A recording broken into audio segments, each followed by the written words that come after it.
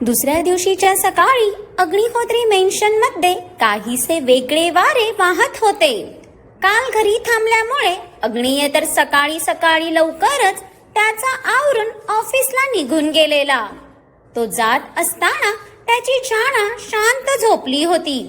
काल त्याच्यावर रागवून तशीच रडत त्याची प्रिन्सेस झोपून गेलेली आणि तिचा रागही योग्य होता.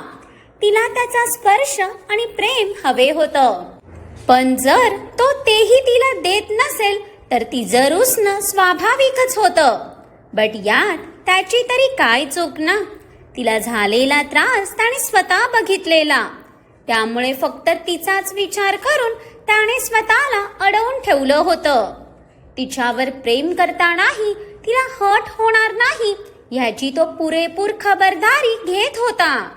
जातानाही तिच्या त्या झोपलेल्या निरागस रूपाला मनात साठवून तिच्या ओठांवर स्मूच करून लगेच बाहेर पडलेला तो. भले तिला सोडून त्यालाही जाऊसं वाटत नसलं तरी स्वतःच्या जबाबदाऱ्यांचीही त्याला पूर्ण जाणीव होती.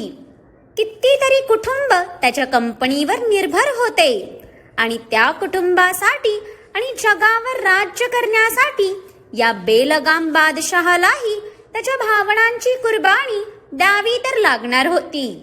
म्हणून इच्छा नसतानाही बाहेर पडलेला तो. पण आत्ता पहाटेच्या 9 वाजता हळूहळू सगळे डायनिंग एरियात जमायला लागलेले. नित्या, तुमच्या मातोश्रींचा काही फोन आलेला की नाही?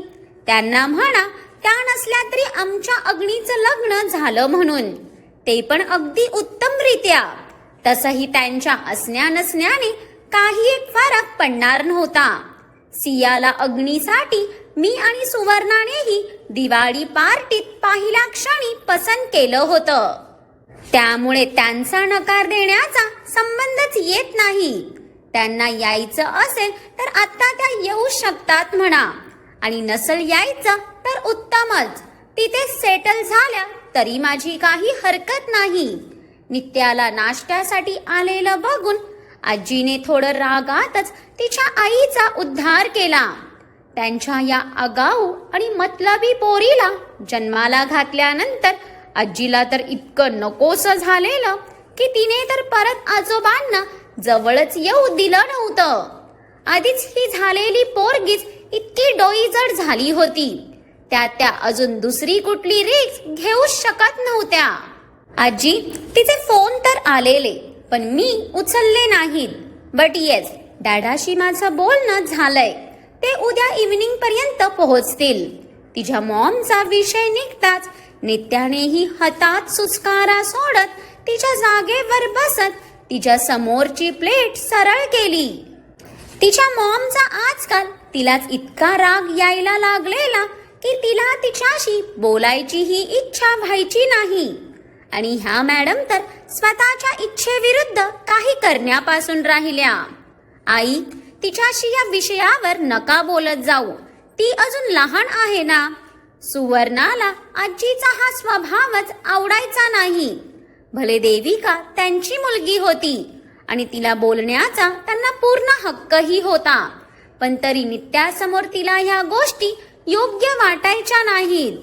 मामी, अगं प्लीज तू टेन्स नको होऊ. मला पण माहित आहे माझी मॉम किती चुकीची आहे ते, सो मला काही वाटत नाही. नित्या तिच्या समोरचा ब्रेड उचलून त्याला बिनधास्तपणे बटर लावू लागली. ते बघून सुवर्णाने निराशपणे नकारार्थी मान हलवली.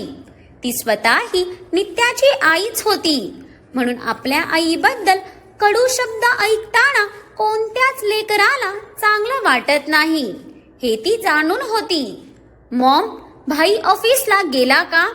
आरवही घाईतच त्याचा आवरून खाली आला आणि चेअर ओढून पटकन नित्याच्या बाजूला बसला.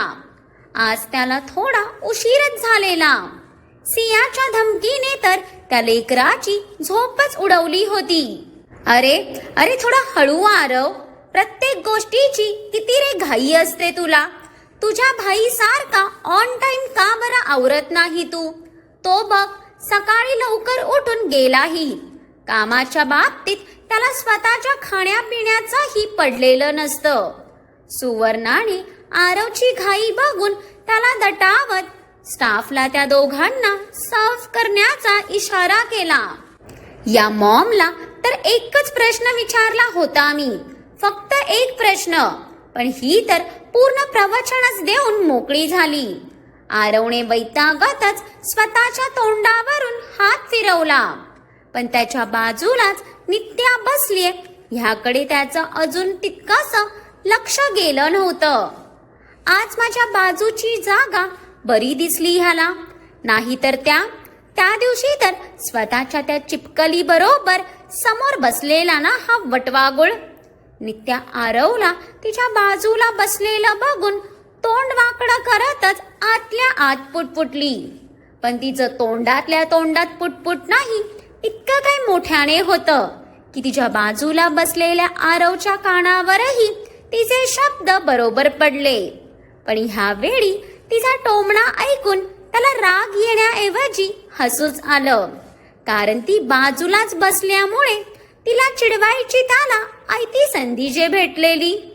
अरे या मॅडम तर इथेच आहेत का? आत्ता हिला दाखवतो थांब. काल हिच्यामुळेच वहिनी रागवली माझ्यावर, त्यात ही बया मलाच ॲटिट्यूड दाखवून निघूनही गेली. त्याने मान उंचावून एक नजर आधी आजूबाजूला फिरवली, तर त्याला त्याची गोड वहिनी तिथे कुठेच दिसली नाही. तसं त्याच्या ओठांवर खुनशी हसू आलं. अब आया ना उठ पहाड के नीचे. काल मला गाढव बोलत होती ना ही, आज हिला चिचुंद्री करून सोडतो. त्याने ओठांचे कोपरे रुंदावत तिरकस नजरेने नित्याकडे पाहिलं. ते काय आहे ना, आज ती चिपकली इथे नाही ना, म्हणून या चिचुंद्रीवर काम भागवावं लागतंय.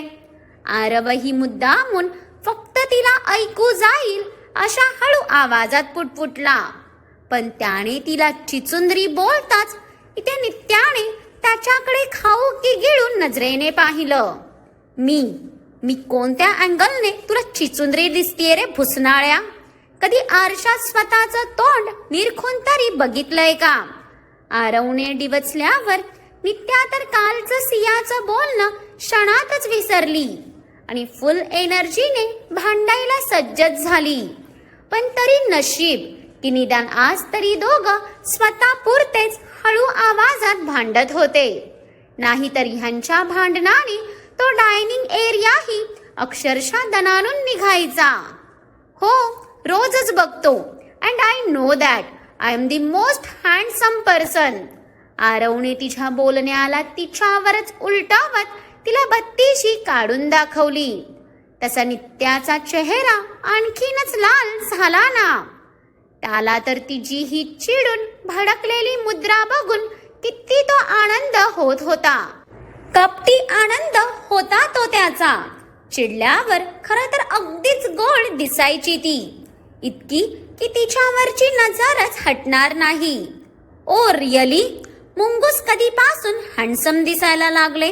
अजून थोडं निरखून बघ स्वतःला. दुष्काळातून पडून आलेलं मुंगूसच दिसशील. त्याचा भयंकररित्या पान उतारा करून नित्याने मुद्दाम हसून त्याला डिवचातच तिचा ब्रेड बटर तोंडाला लावला. पण तिने त्याची इतकी भयंकररित्या काढलेली इज्जत बघून आरवच्या थोबड्यावरचा रंग उडाला ना.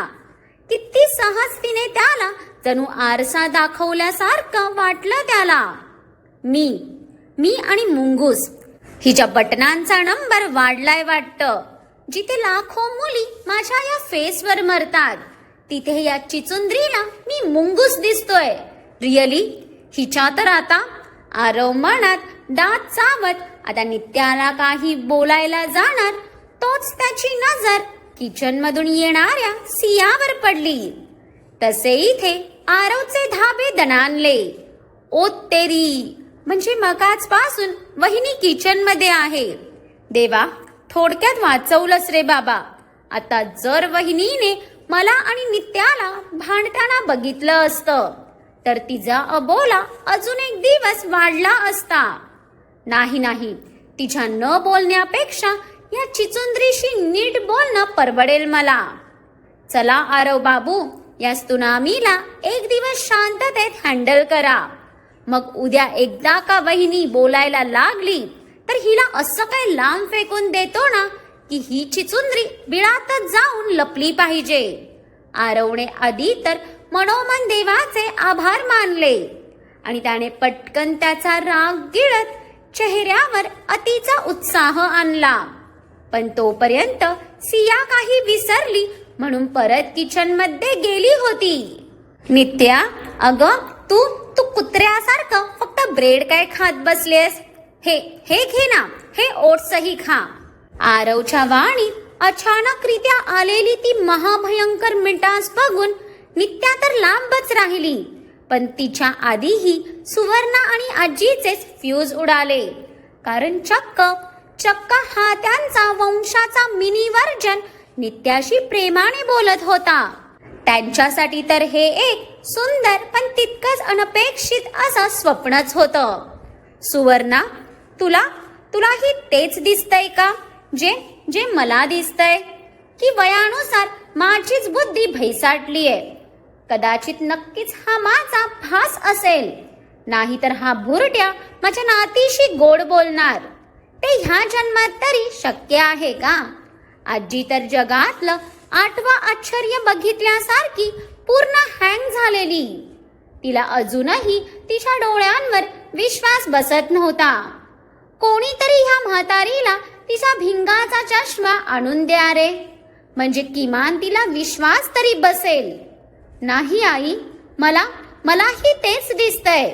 माझा आरू आज पहिल्यांदा नित्याशी किती प्रेमाने बोलतोय. माझ्या या पोरांना कोणाचीच नजर लागू नये. सुवर्णा तिच्या डोळ्यातलं पाणी अडवत दोघांवरून बोट मोडणार की नित्याने क्षणातच तिला वास्तवात आणलं. कुत्रा असा बटर लावून ब्रेड खातो हे बघायला हे मुंगूस त्याच्या घरी मेजवानीला गेलेलं वाटतं. नित्या आरवला खुन्नस देत बोलतच होती की तिचंही लक्ष जसं समोरून येणाऱ्या सियावर गेलं. तिचे पुढचे शब्द घशातच राहिले. तिचे ते बावरलेले आणि गोंधळलेले एक्सप्रेशन बघून आरवला तिचा हसूच आलं. आत्ताच मॅडम त्या बेबी लुना सारख्या तरकाळी फोडण्याच्या पूर्ण तयारीत होत्या, पण आता सियाला बघून तिचीही हवा टाय फिश झालेली. तिने काहीसं रागातच आरवकडे पाहिलं.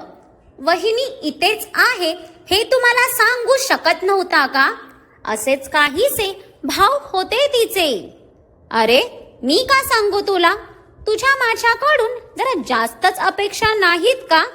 आरवने ही भुवई उंचावत नजरेनेच तिला प्रतिप्रश्न केला. तशी तिची टेबलवरची मूठ आपोआप घट्ट झाली.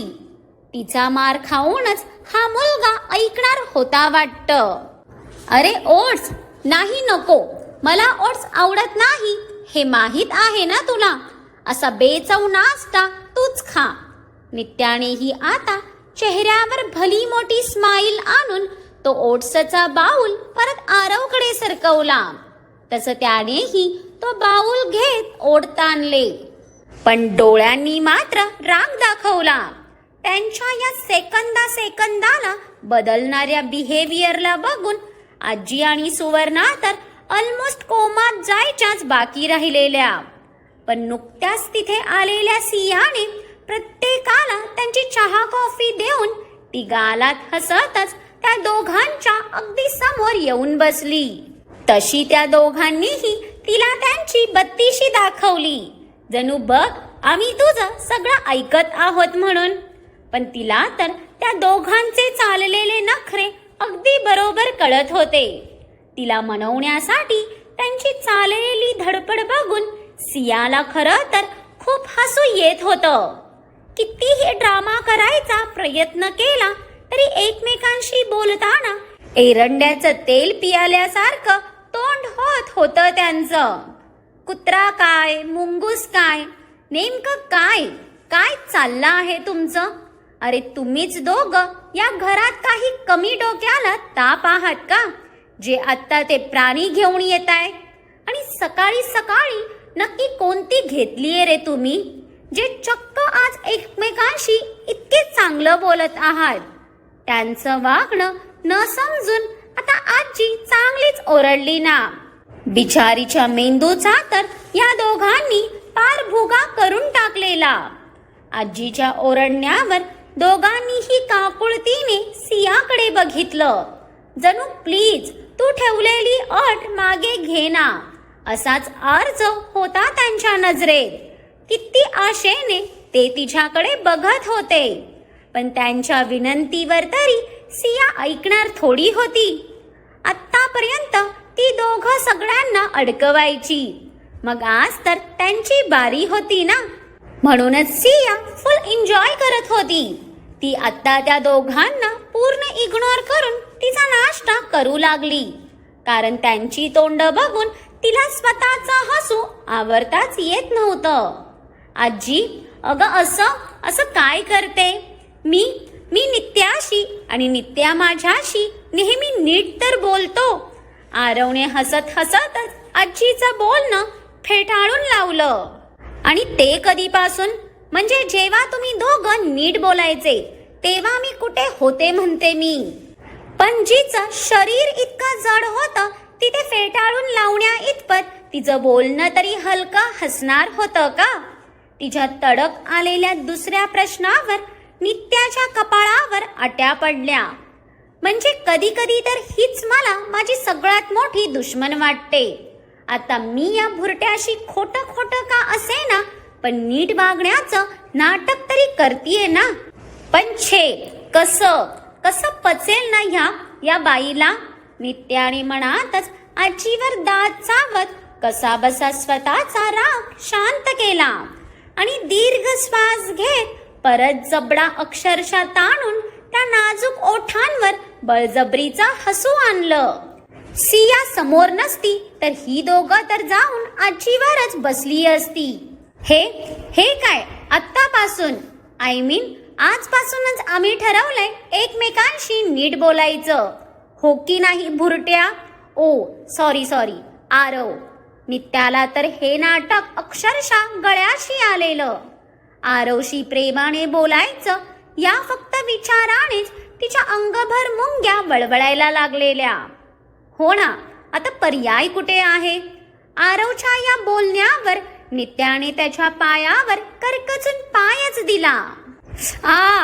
तसा अगदीच वेदनेने कळवळला तो. सिया तर या टॉम अँड जेरीला एकमेकांना झेलताना बघून खूपच एन्जॉय करत होती. अरे काय झालं आरू? घ्या, मदर इंडिया जागी झाली ना. अरे मामी, काहीच नाही झालं अगं. तो असं सूर छेडून त्याचा आवाज चेक करतोय. नित्याने एक भुवई उंचावत नजरेनेच त्याला हलकी खुन्नस दिली. Oh don't worry mom, I am all right. वहिनी निघायचं, बाकी सूर रात्री आल्यावर छेडतो. आरव सुवर्णा आणि सियाला बोलून शेवटचा वाक्य नित्याच्या कानात पुटपुटला. तसा तिने आवंडाच गिळला आणि घाबरून पटकन मान खाली घातली. सिया मला हवे तर अजून 2 दिवसांनी तू ऑफिस जॉईन करायचं ना. आजीचं मन सियाच्या चेहऱ्यावरचं उजळून आलेलं तेज बघून तिला बाहेर सोडायला धजत नव्हतं. आजी जाते ना मी, तसंही घरी राहून तरी काय करू ना, त्यापेक्षा माझा कामात तरी दिवस जाईल. सियाने अगदी इवलूस तोंड करून असं काय आजीकडे बघितलं की आजी लगेच विरघळली ना. तसंही सियाच्या निरागस रूपाकडे बघून तिला नाही बोलणं कोणालाच जमायचं नाही. इकडे रॉकी अग्नियाला त्याचं शेड्यूल सांगतच होता की स्टॉप. पुढच्या क्षणी अग्नियाने काहीशा संशयी नजरेने रॉकीकडे पाहिलं. तसा रॉकी काय ते समजून गेला. Boss, I know he meeting next month मध्ये शेड्यूल झालेली, पण काल लेट नाईट त्यांच्याकडून अप्रोच आला, मग आपल्याला डिनाय पण करता येणार नव्हतं. आफ्टर ऑल खूप मोठा प्रोजेक्ट आहे तो. रॉकीच्या सांगण्यावरही अग्नियाचा मेंदू एका अनामिक चाहुलीने अगदीच अलर्ट झाला. पण सध्या त्याने चेहरा अगदीच निर्विकार ठेवलेला. थोड्याच वेळात सियाला घेऊन आरवच्या गाड्यांचा ताफा कंपनीच्या पार्किंग मध्ये यायला त्याच वेळी राघवेंद्रच्याही गाड्या पार्किंग मध्ये एंटर झाल्या. मग काय वाटतं तुम्हाला, जो इरादा घेऊन राघवेंद्रने ही मीटिंग शेड्यूल केलीये तो इरादा पार्किंग मध्येच पूर्ण होईल का? त्याची आणि सियाचा आमना सामना होईल का? यासाठी पुढचा भाग आवर्जून बघा. आणि आजचा भाग जर आवडला असेल तर लाईक आणि कमेंट करून सांगा आणि खूप साऱ्या लोकांबरोबर शेअरही करा. आणि ज्यांनी कोणी अजून माझ्या चॅनेलला सबस्क्राईब केलं नाही त्यांनी आठवणीने सबस्क्राईब करा.